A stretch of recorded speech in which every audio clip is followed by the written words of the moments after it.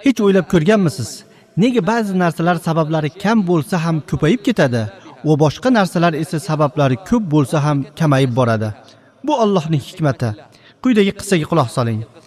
Bir kuni bir kishi solih inson bilan suhbatlashib unga dedi: "Barokat deganda nimani tushunamiz? Unga qana qilib erishishligimiz mumkin?" Solih kishi undan so'radi: "Itlar bilan qo'ylarni ko'rganmisan?" U ha dedi. "Qaysi biri ko'proq bolalaydi?"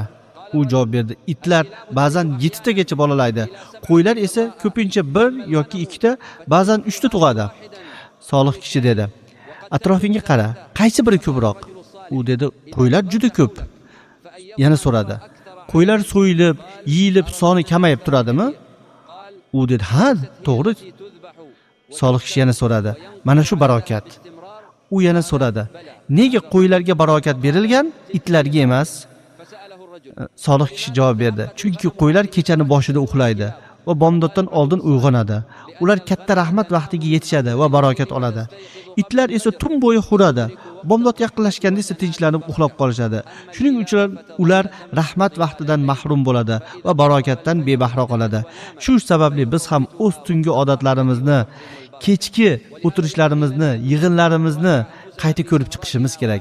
Balki barokatni hayotimizdan, molimizdan va oilamizdan ketishligiga ana shu narsalar sabab bo'layotgandir."